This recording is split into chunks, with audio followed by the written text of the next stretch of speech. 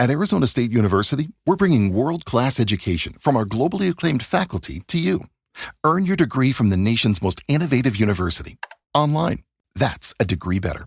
Learn more at asuonline.asu.edu. I earned my degree online at Arizona State University. I chose to get my degree at ASU because I knew that I'd get a quality education, they were recognized for excellence, and that I would be prepared for the workforce upon graduating.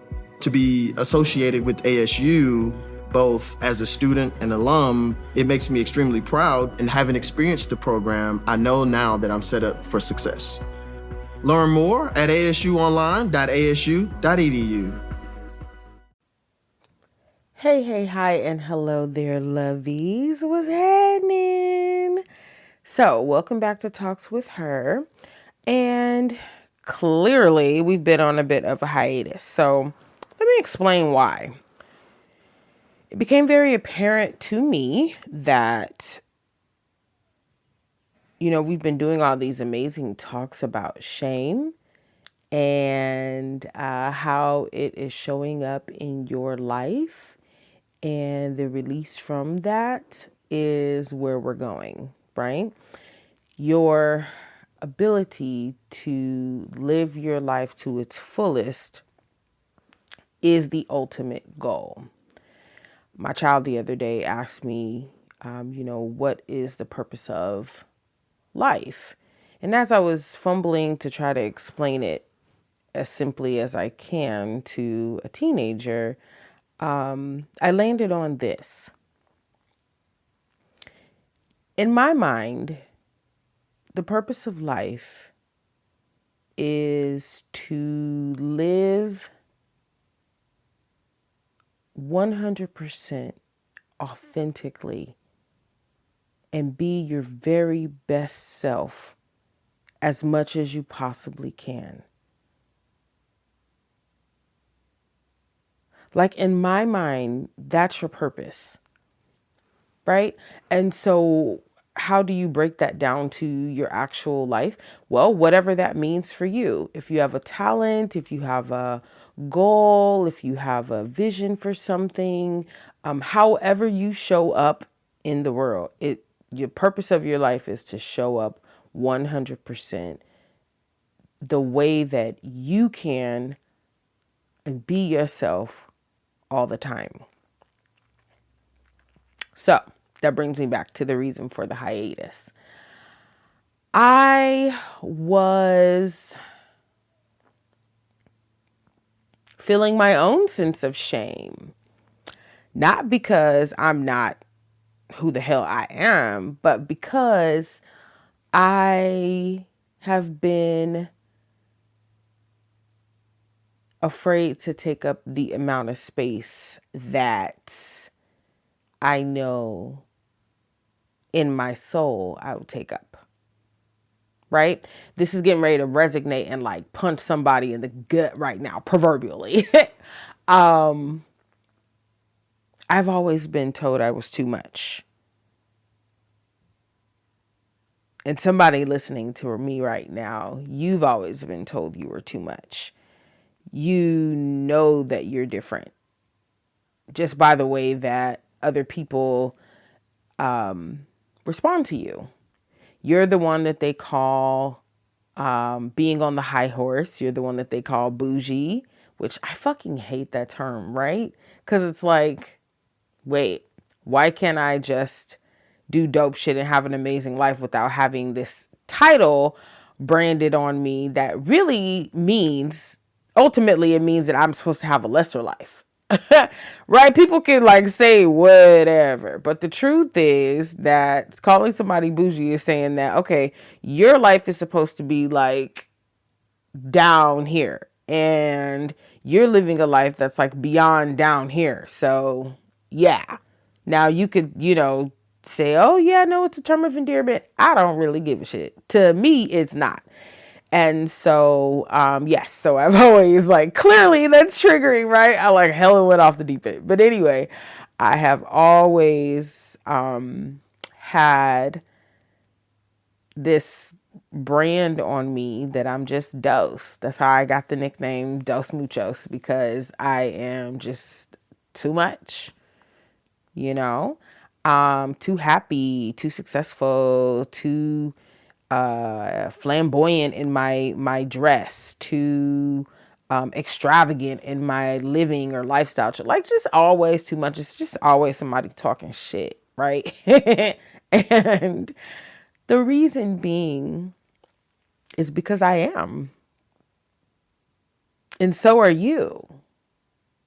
The you that resonated with, those of you that felt punched in the gut when I just said that, yeah, they treat you different because you are different.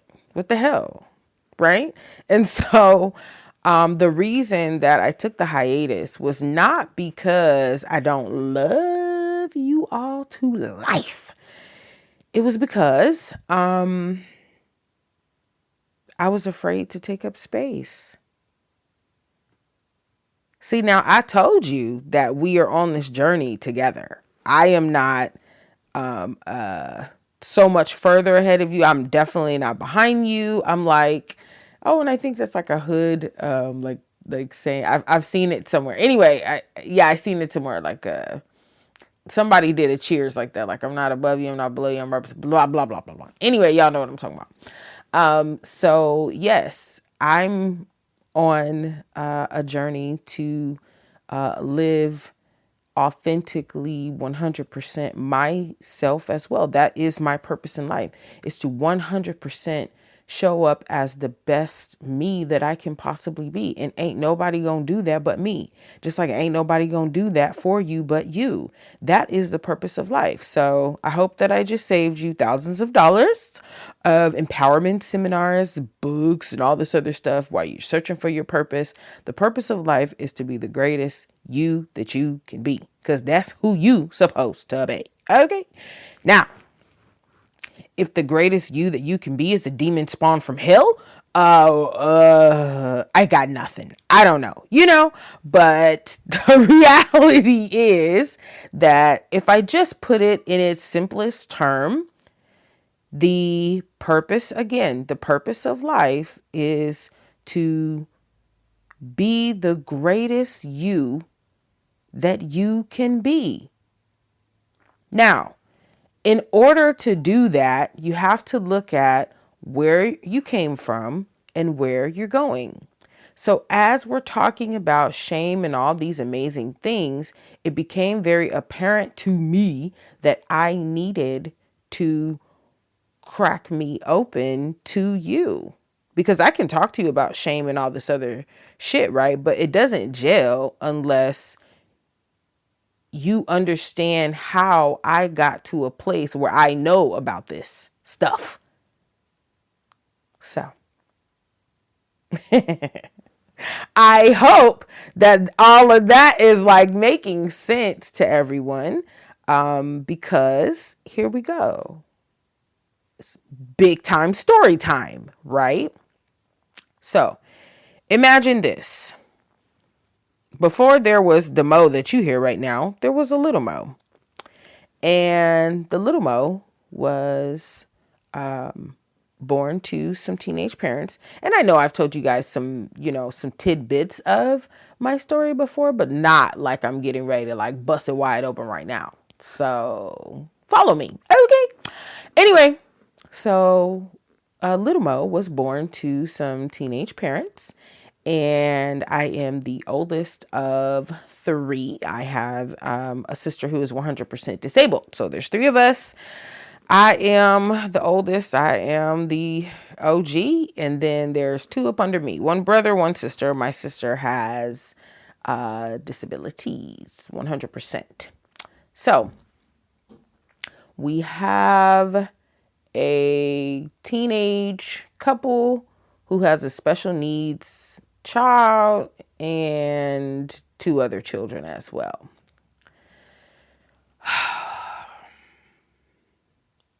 That lended itself to adverse childhood experiences.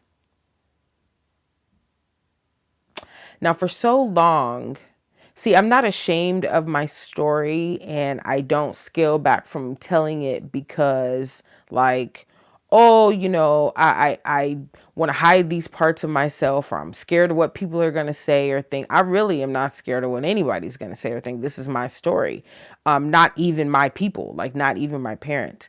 Now, of course, I would never like dishonor them, but real is real, right? They, at the end of the day, they did the very best that they could do. Was it the best? No, but it was the best that they could do. And that's just the bottom line to that. If anybody wanted a different version of themselves told in my story, well then shit, you should have showed up differently, honey. That's all I got for you. But me, I'm finna tell it the way that it is for me. Okay.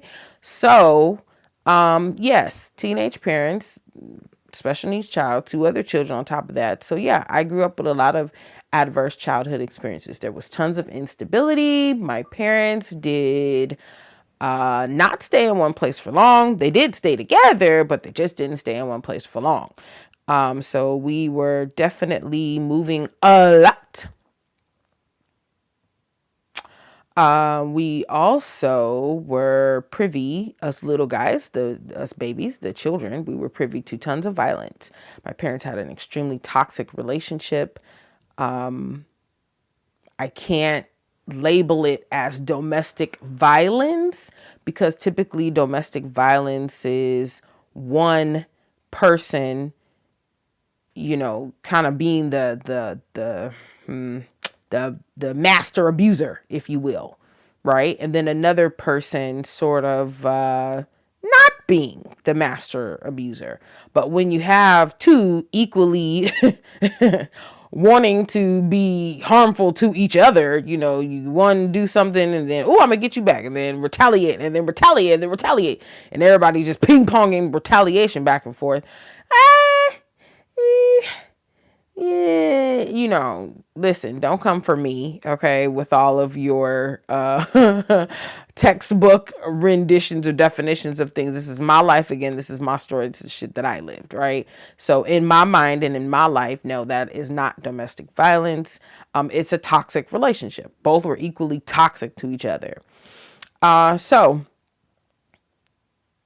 as a little person, I learned a few things. I learned to not trust myself. I learned to shrink myself to be palatable and liked. And I learned that I was only as good as what I produced. Right. So I'm gonna run that back because I could say, all of these very high level things. But let me run that back again. As a little person,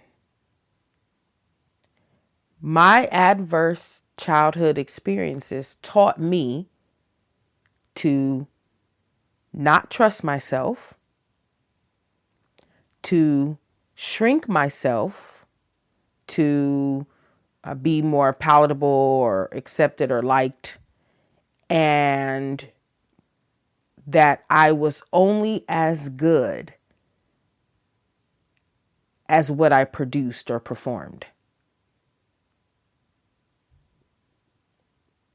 So, how does that actually look in real life? Well,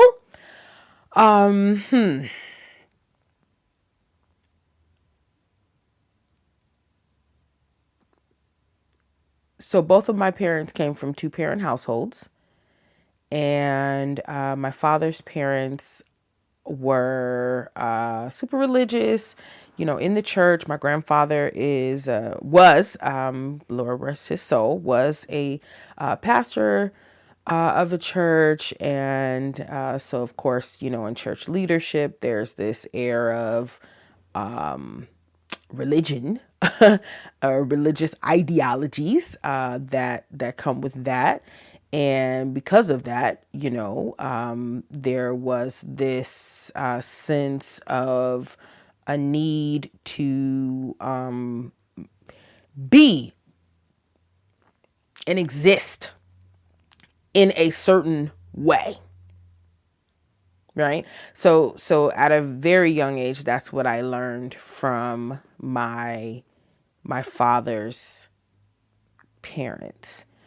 Now, of course, my father didn't necessarily fit that mold so great because he was a teenage father at a time in which, my grandparents were trying to, get into these leadership positions in the church. And of course, that doesn't look so favorable if you're trying to gain outside favor from these churchy individuals. And of course it doesn't look so favorable to be dragging around your teenage son, his girlfriend, and his new baby and all this. And so as the story goes, right, because I was too young, of course, to recall any of that, but as my my story is told, or as that part of the story is told to me, that it definitely was not embraced.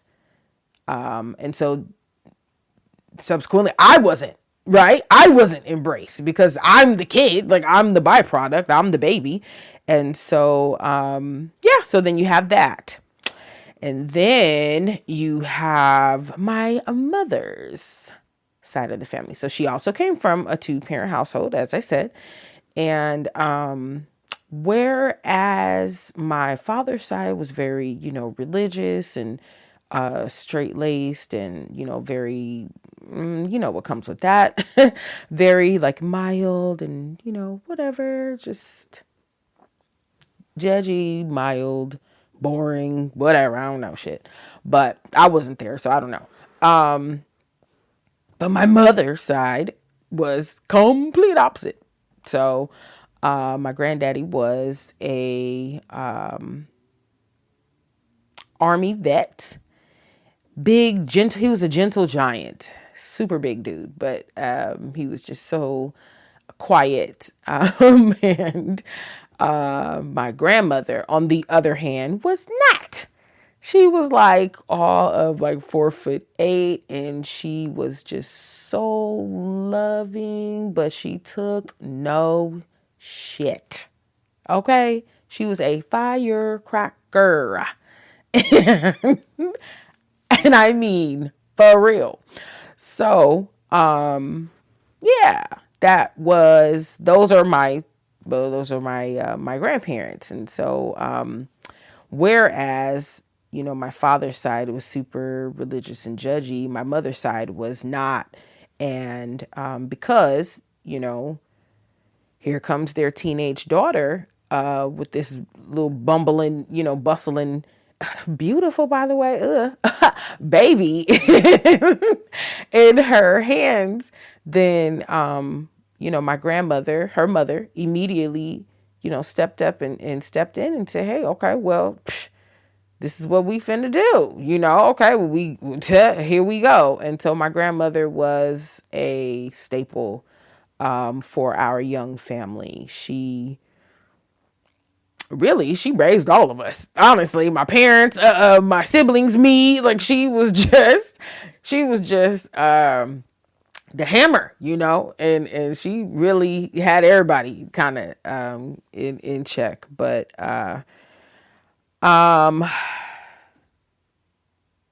so I loved her and I stayed under her a lot. I just clung to my grandma because she was my stability. She was the only stability. We moved. I remember one year we moved like 3 times. We moved like 2 or 3 times in a month.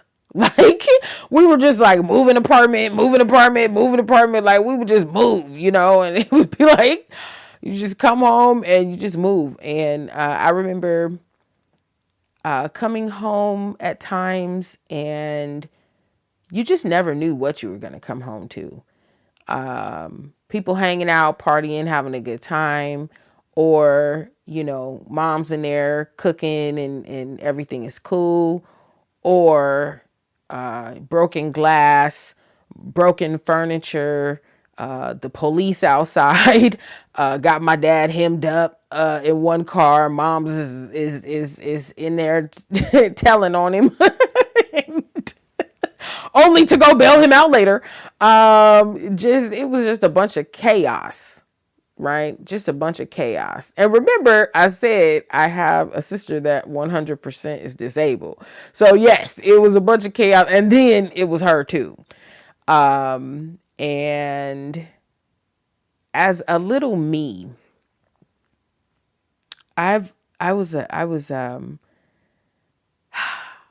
very emotional little girl. Little Mo was very emotional, but she was just so bright and so beautiful. And I don't mean like looks, I mean like inside. I mean, she was just the purest hearted, most kind and loving little girl.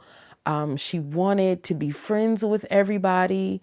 My earliest memories of learning kindness were because I had a sister that was disabled, that has special needs. And so my sister and I are 6 years apart. So when I was born, she was born with cleft lip and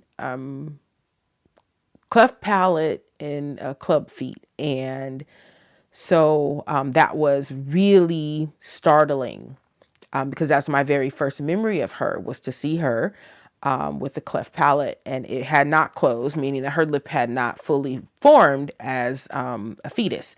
And so when she was born prematurely, she didn't have, a fully formed face. And that was so scary as a little person. And so I learned that people aren't all the same, and that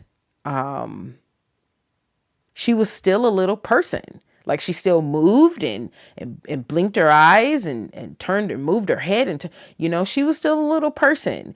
And I learned that, hey, people are different and that you should love them. She had this beautiful, like, slicked down little hair. She looked like a little baby doll, really. She just didn't have a fully formed lip. So the bridge between her upper lip and her nose was completely open. And so though it looked strange and like an alien or something to me as a little person, I still just loved her because she was just like a little baby doll, And I loved that. I was taught to love my siblings, and I did. And so that was my earliest feelings of myself, were just that I was very emotional child. I wanted love a lot. I wanted love, and I wanted to love everyone. And I just thought that that's what that's what you're supposed to do. So it's very affectionate, very, hugging and all of these things. But that wasn't who my parents were. Because remember, they're teenagers, right? So that wasn't who they were. So often my need for, love and affection wasn't met well. I got hugged. My mom hugged me sometimes, but she wasn't very affectionate woman. She still isn't very, like, super affectionate. My dad wasn't affectionate either. He never really was affectionate towards me. And I always got this sense that he just didn't like me very much. I actually got this sense that he really wanted a boy. Because remember, I'm the oldest. So he had my brother, but my brother's a middle child. So I think that he wanted to have a boy first. Like, I think that he wanted me to be a boy. So there was always like this air of like disappointment. Like my earliest memories of my father are just of him being disappointed in me. And just him being miserable, angry, mean. Always just miserable, angry, and mean towards me. On the other hand, he was not miserable, angry, or mean towards my brother at all. So he absolutely treated us different. And because he absolutely treated us different, that led to, it fueled the toxic fire between my mother and him, because they often fought about that and me, because she caught the sense that he treated me different as well. And so though I was a little lovey when I was a kiddo, I just wasn't in the right environment to receive that love. And there weren't really many places to go, because remember, the one set of grandparents is like super religious, super judgy. So I didn't even really know or see them much. It was just, when it was like, it was like this angelic, like a harp would start playing and then they would just appear. You know what I mean? Like some figments of my imagination. And then they'd be gone in like a puff of smoke, because my grandfather was like this. He's just this larger than life personality that people just idolized. Cause he was a real cool dude. Like he just always, like he was just a player, he just dressed cool. He would be our modern, right now, he would just be our version of like, super drip or like that dude, cause he was always like fly. He always just did everything fly and it was just so effortless. That type of dude to walk into a place, you like, damn, who is that? Okay. One of those, right? And so people idolized him, and my grandmother, my father's mother, his wife, she's just this little church lady. That's how I would describe her, albeit hella judgy, right? But that's what she was. She's a little school teacher, little church lady, and little pastor's wife. And so that was them. So I didn't really, have like all of these dealings with them as a little person. So I wasn't getting my lovey tank feel from them. And then I didn't really have it from my mom's parents either, because remember, although my granddaddy was gentle giant, he was very quiet, right? And he also died when I was 6. So my sister was born with special needs, and then my granddaddy died, and it was all kind of like at the same time, all that was happening. And so it was a lot. It was a lot. My poor mother. Oh my goodness. And she was like a kid herself. I think she was like 20 or 21 when my sister was born. So gosh, she just really went through such a terrible time. It was so hard for her. My heart breaks for her when I think about that. Her dad was dying. She was already a young, teenage mother. She had a child with special needs. She just really went through a hard time. And so then there was my grandmother, her mother, and she wasn't very affectionate, because remember, she was the hammer. So she was not very affectionate. She's extremely nurturing, but you can be nurturing and not affectionate, right? And so you can absolutely, as a woman, you can be nurturing. You can, make sure that that your loved ones are cared for, and that their needs are met, but you are not affectionate. You don't hug. You don't touch them. You don't, sit down with them and just spend intimate, quality, uninterrupted time. Now, if I needed her and I needed to talk to her, she was always there for me. And until her last breath, she was the realest person in my life. Like, she was going to tell me some real shit, right? And keep it at that. Like, she was very straight to the point, damn near to a fault. But she just wasn't affectionate. She just wasn't the big hugger, she just wasn't that. And as a little person, that's who I was at my core. I was a lovey. I was just affectionate, loving, just thought everybody was supposed to love. But there was nowhere to get it. So I got it in other ways. And that leads me to part 2. So you're going to have to tune in to Storytime part 2. I don't know how many parts of these I'm going to do, but I'm damn sure I'm not going to be, doing like all those crazy TikToks. Part 2, who the hell? No, we not going there. That's what we not finna do. But there definitely needs to be more than one part to this story, because you need to know, how did those 3 key things that I learned as a kiddo, like how did they show up in my life, right? Those 3 things, my not trusting myself, my shrinking myself to be palatable, and I'm only as good as what I produce and perform, my performative nature. How did those 3 things show up in my life down throughout the years? So that's going to be the next part. So tune in, okay? And then we're just going to go from there. But until then, I love you, but not as much as you should love yourselves. Now, go be smart, powerful, and strong. And remember, your only job here is to show up as the greatest you that you can be. I really hope that helps somebody, and I hope that that takes the pressure and stress off. See you next time. Love you. Bye.